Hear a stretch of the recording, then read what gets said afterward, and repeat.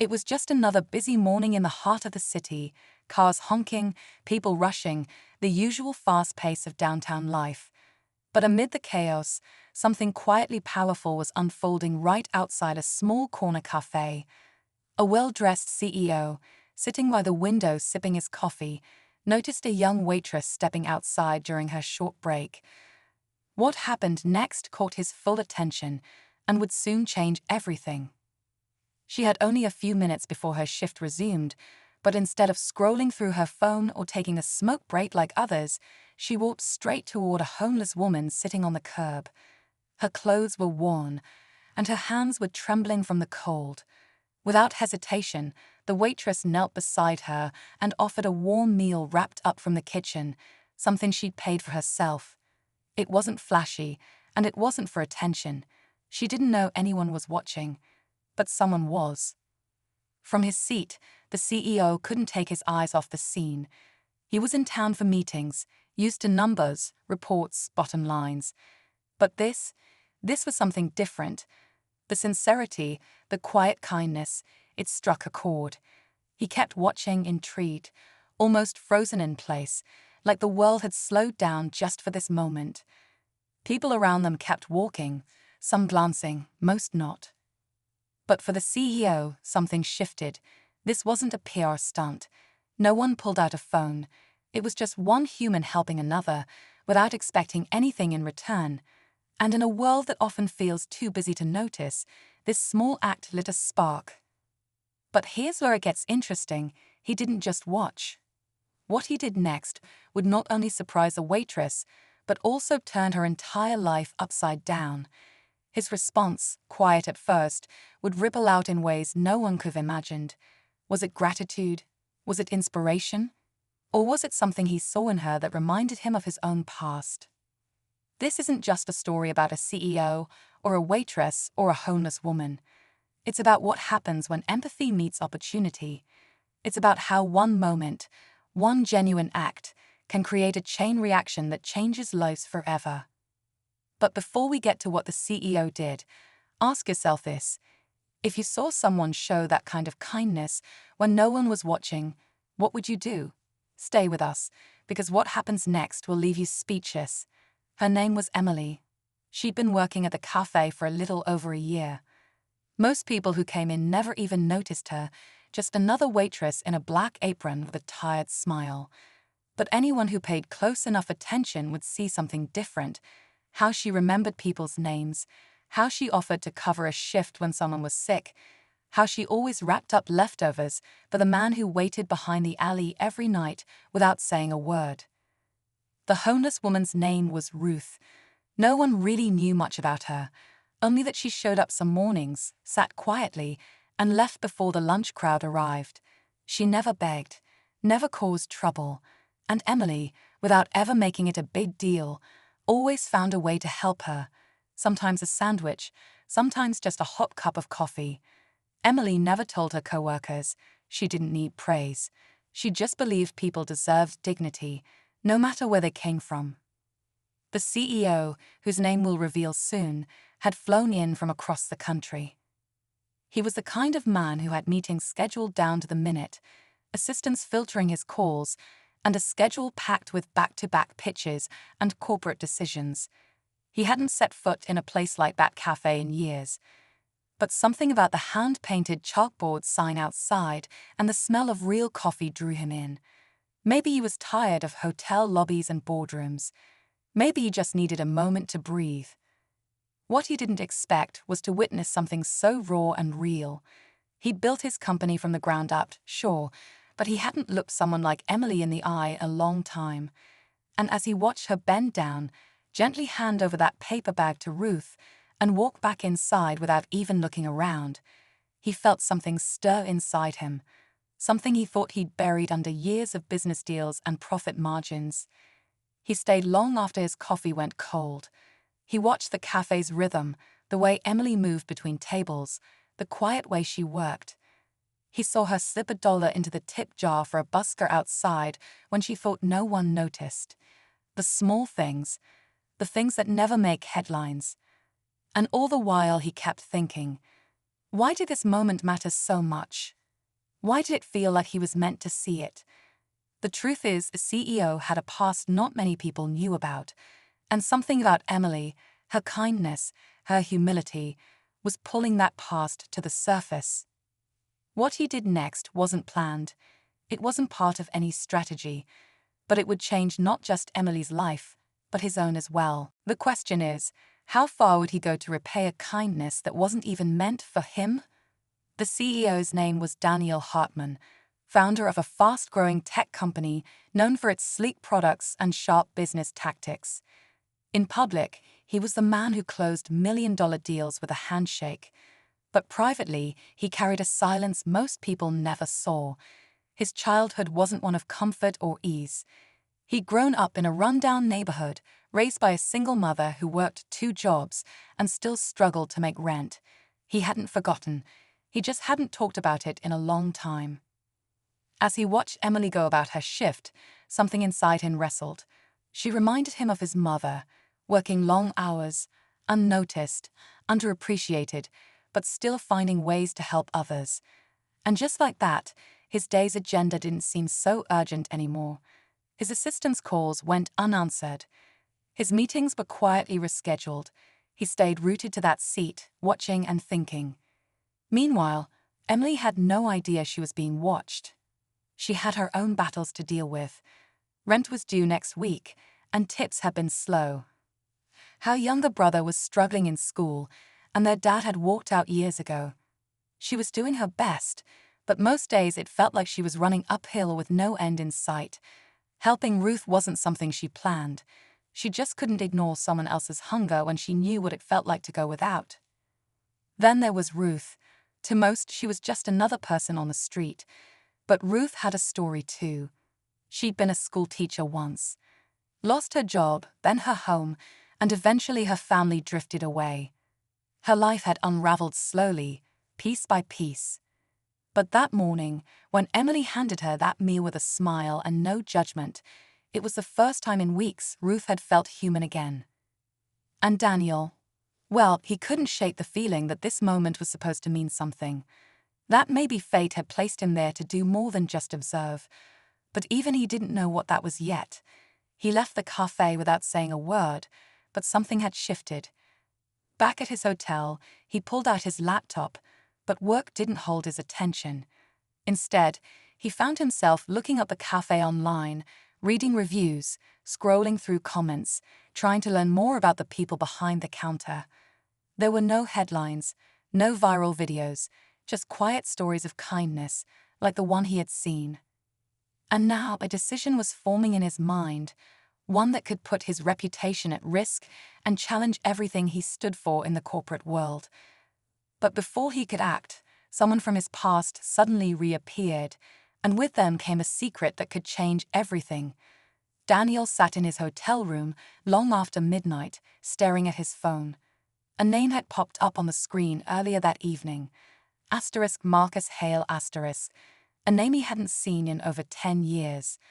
Marcus wasn't just someone from the past. He was part of it, part of the world Daniel had fought so hard to leave behind. They'd grown up together in that same crumbling neighborhood, once shared dreams of escaping the streets and making something of themselves. But while Daniel had climbed the ladder of success, Marcus had taken a different path, and not all of it was clean. Now Marcus was in the same city, and somehow he knew Daniel was here too. His message was short. *, saw your name in a news piece. We need to talk. It's important. Daniel didn't respond right away. He didn't want the past colliding with the present, especially now. Not when his mind was still on the cafe, on Emily, on everything that moment outside the window had stirred in him. But the pull of the past is hard to ignore. And as the hours passed, so did Daniel's focus on business.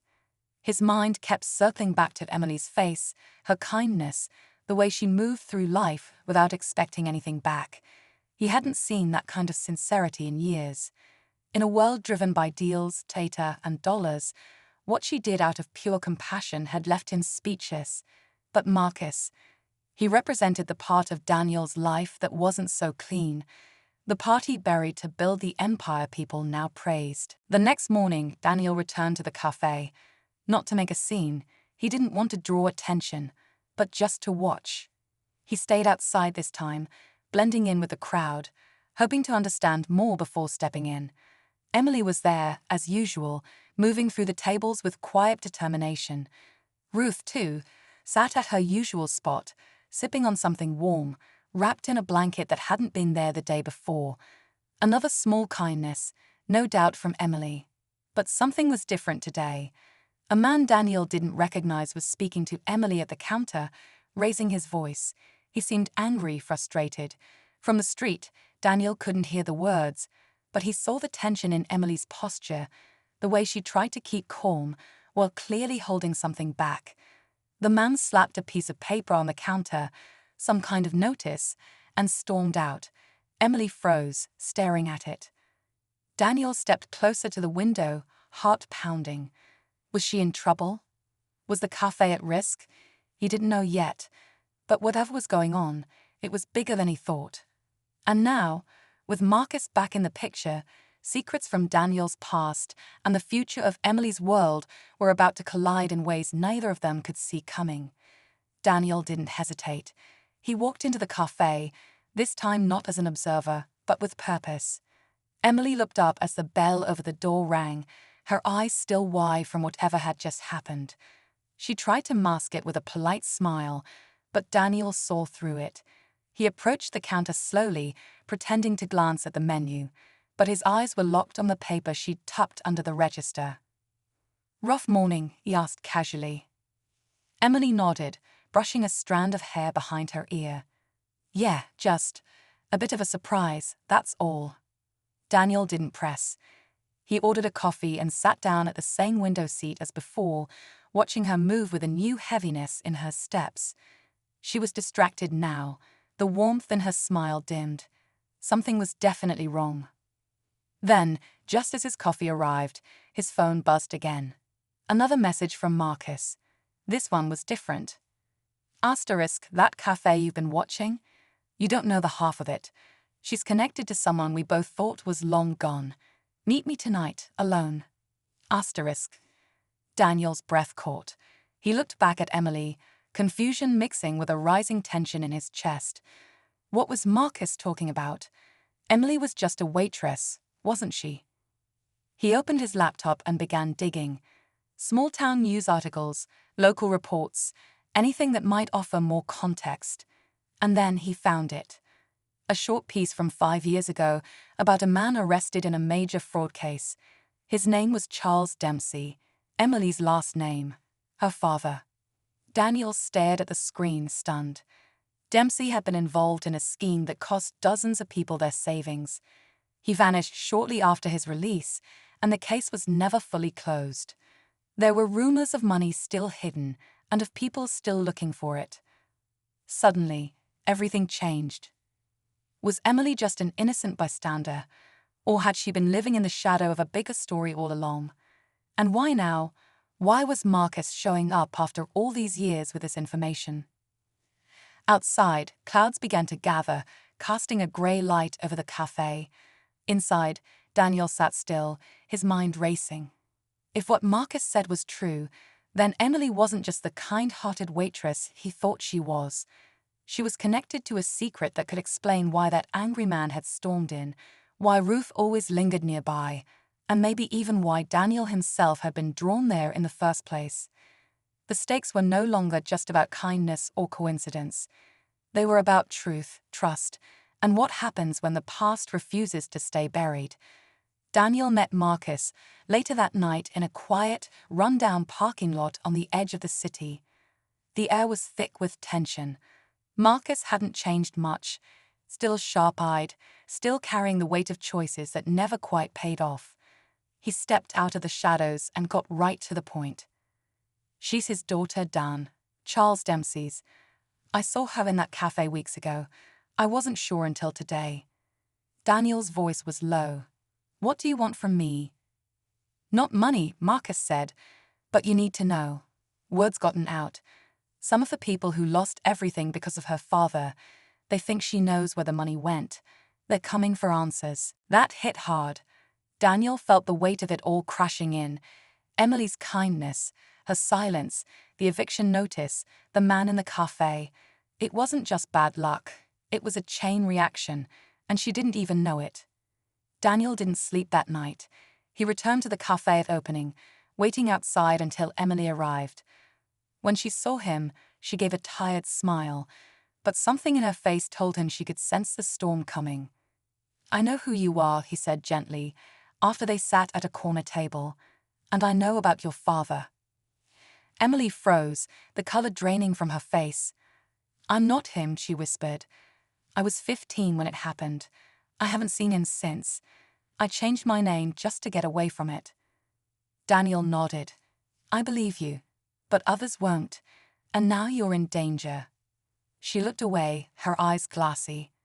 "I've been trying to fix things in my own way, helping people like Ruth, giving what I can, even if it's small." Daniel's voice softened.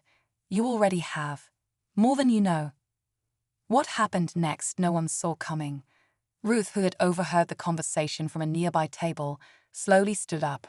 She approached them, trembling, not from the cold, but from the weight of a secret. "I knew your father," she said to Emily. "I worked at the same school. He didn't mean for things to go so wrong. Before he disappeared, he left a letter. Said if anything happened, to give it to his daughter. I've been holding on to it, waiting for the right time." She reached into her coat and handed Emily a worn envelope. Inside was no treasure map, no hidden money, just a confession, an apology, and the truth about how everything spiraled out of control. And at the very bottom, a name. Daniel's. Emily looked up, stunned. "You were part of this." Daniel's heart dropped. The past wasn't finished with him yet. Daniel stared at the letter in Emily's hands, his mind racing. He remembered now. Years ago, in the early stages of his career, before the boardrooms and titles, he had worked under Charles Dempsey briefly as a junior analyst. He hadn't known the full extent of what Dempsey was involved in, but he'd seen signs, numbers that didn't add up, shady transactions that were brushed off. He'd walked away from the job quietly, afraid to speak up, focused on building his own future. He never thought it would come back around like this. "I didn't know everything," Daniel said softly, "but I saw enough. I should have done something. I didn't, and I've carried that guilt ever since." Emily held his gaze, emotions mixing behind her eyes, shock, betrayal, but also something else, understanding. "You weren't the one who ruined lives," she said. "You were trying to survive, just like I have." Ruth sat down beside them. "Your father, he regretted it, Emily. That letter, I kept it because I hoped one day you'd understand he didn't run from you. He was trying to protect you." Emily wiped a tear from her cheek, the weight of years finally starting to lift. She looked at Daniel. "So what now?" Daniel let out a long breath. "Now, we make things right. I have resources, connections. I can help clear your name. If we go public with the truth, with the letter, the confession, we can end the questions. No more whispers. No more fear." Emily hesitated, then nodded slowly. "But I don't want pity. I just want a normal life." "You deserve that," Daniel said, "and more." In the weeks that followed, the letter was quietly handed over to a trusted journalist, someone who agreed to tell the story with compassion and care. Emily's name was finally separated from the shadows of her father's past. The man who had confronted her at the cafe never returned. The eviction notice was dismissed when a community member anonymously paid the balance. Daniel never admitted it publicly, but it was him. He didn't want headlines. He just wanted to do something right. Emily stayed at the cafe by choice. She still helped Ruth, who no longer sat alone.